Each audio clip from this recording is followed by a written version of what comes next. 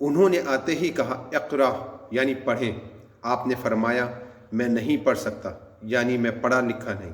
اس پر جبرائیل علیہ السلام نے آپ کو سینے سے لگا کر بھیجا۔ آپ فرماتے ہیں انہوں نے مجھے زور سے بھیجا کہ مجھے موت کا گمان ہوا۔ اس کے بعد انہوں نے مجھے چھوڑ دیا، پھر کہا پڑھیں یعنی جو میں کہوں وہ پڑھیں۔ اس پر آپ نے فرمایا میں کیا پڑھوں؟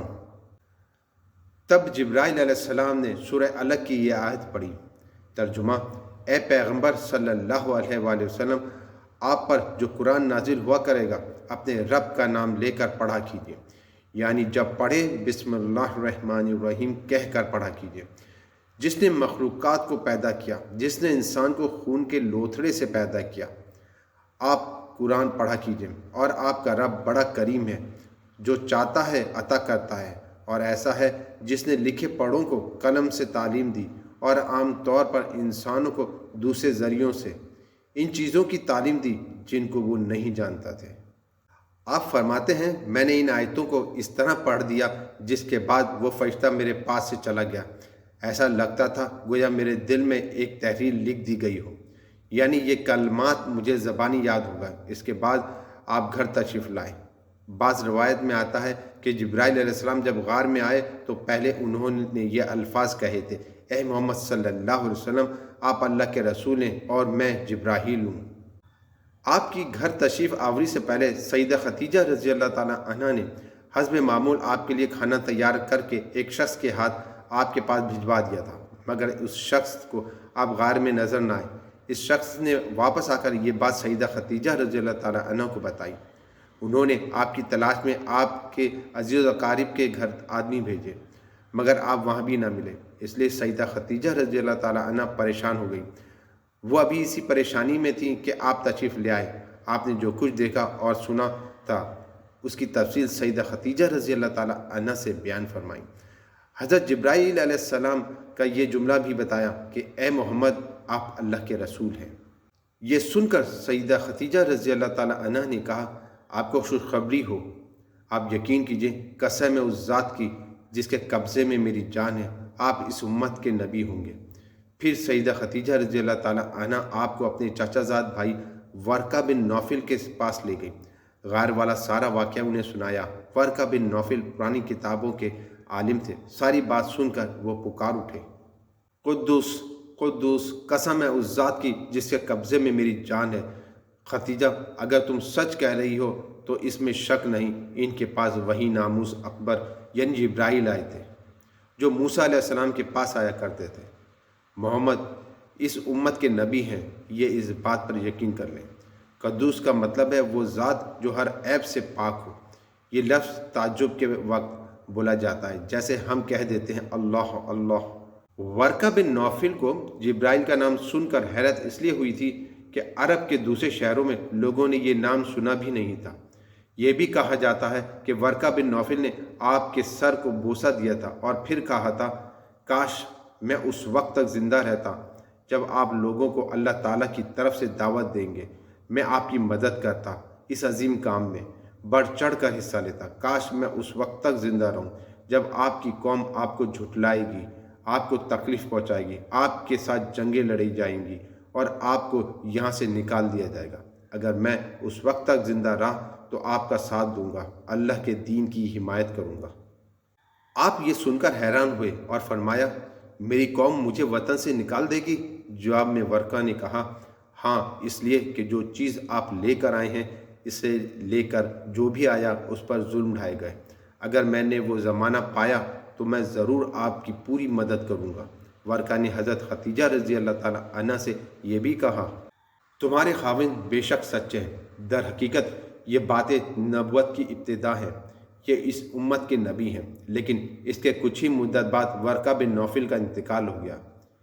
انہیں ہجون کے مقام پر دفن کیا گیا۔ چونکہ انہوں نے آپ کی تصدیق کی تھی اس لیے نبی کریم صلی اللہ علیہ وسلم نے ان کے بارے میں فرمایا ہے تو میں نے ورقہ کو جنت میں دیکھا ہے، ان کے جسم پر سرخ لباس تھا۔ ورقہ سے ملاقات کے بعد آپ گھر تشریف لے آئے۔ اس کے بعد ایک مدت تک جبرائیل علیہ السلام آپ کے سامنے نہیں آئے۔ درمیان میں وہ جو وقفہ ڈالا گیا اس میں اللہ تعالیٰ کی یہ حکمت تھی کہ آپ کے مبارک دل پر جبرائیل علیہ السلام کو دیکھ کر جو خوف پیدا ہو گیا تھا اس کا اثر زائل ہو جائے اور ان کے نہ آنے کی وجہ سے آپ کے دل میں وحی کا شوق پیدا ہو جائے۔ چنانچہ ایسا ہی ہوا۔ جبرائیل علیہ السلام کی آمد کے بعد سلسلہ رک جانے کے بعد آپ کو صدمہ ہوا۔ کئی بار آپ پہاڑوں کی چوٹیوں پر چڑھ گئے تاکہ خود کو وہاں سے گرا کر ختم کر دیں، لیکن جب بھی آپ ایسا کرنے کی کوشش کرتے جبرائیل علیہ السلام آپ کو پکارتے، اے محمد صلی اللہ علیہ وآلہ وسلم، آپ حقیقت میں اللہ تعالیٰ کے رسول ہیں۔ یہ کلمات سن کر آپ سکون محسوس کرتے، لیکن جب پھر وحی کا وقفہ کچھ اور گزر جاتا تو آپ بے قرار ہو جاتے، رنج محسوس کرتے اور اسی طرح پہاڑ کی چوٹی پر چڑھ جاتے۔ چنانچہ پھر جبرائیل علیہ السلام آ جاتے اور آپ کو تسلی دیتے۔ آخر دوبارہ وحی ہوئی۔ سورہ مدثر کی پہلی 3 آیات اتریں۔ اے کپڑے میں لپٹنے والے اٹھو، یعنی اپنی جگہ سے اٹھو اور تیار ہو جاؤ، پھر کافروں کو ڈراؤ اور پھر اپنے رب کی بڑائی بیان کرو اور اپنے کپڑے پاک رکھو۔ اس طرح آپ کو نبوت کے ساتھ تبلیغ کا حکم دیا گیا۔ ابن اسحاق لکھتے ہیں، سیدہ خدیجہ رضی اللہ تعالیٰ عنہ پہلی خاتون ہے جو اللہ اور اس کے رسول پر ایمان لائی اور اللہ کی طرف سے جو کچھ حضرت صلی اللہ علیہ وسلم لے کر آئے اس کی تصدیق کی۔ مشرکین کی طرف سے آپ کو جب بھی تکلیف پہنچی، صدمہ پہنچا، سیدہ خدیجہ رضی اللہ تعالیٰ عنہ نے آپ کو دلاسا دیا۔ سیدہ خدیجہ رضی اللہ تعالیٰ عنہ کے بعد دوسرے آدمی حضرت ابوبکر صدیق رضی اللہ تعالیٰ عنہ ہیں جو آپ کے پرانے دوست تھے۔ انہوں نے آپ کی زبان سے نبوت ملنے کا ذکر سنتے ہی فوراً آپ کی تصدیق کی اور ایمان لے آئے۔ بچوں میں سیدنا علی رضی اللہ تعالیٰ عنہ ہیں جو آپ پر ایمان لے آئے، اور ان کا ایمان لانے کا واقعہ کچھ اس طرح ہے۔ ایک دن آپ حضور نبی کریم صلی اللہ علیہ وآلہ وسلم کے پاس تشریف لائے۔ اس وقت سیدہ خدیجہ رضی اللہ تعالیٰ عنہ بھی آپ کے ساتھ تھی اور آپ ان کے ساتھ چھپ کر نماز پڑھ رہے تھے۔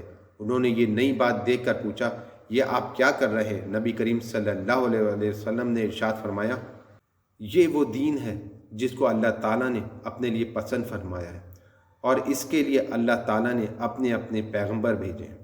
میں تمہیں بھی اس اللہ کی طرف بلاتا ہوں، لات اور عزی کی عبادت سے روکتا ہوں۔ حضرت علی نے یہ سن کر عرض کیا، یہ ایک نئی بات ہے، اس کے بارے میں نے آج سے پہلے کبھی نہیں سنا، اس لیے میں اپنے بارے میں ابھی کچھ نہیں کہہ سکتا، میں اپنے والد سے مشورہ کر لوں۔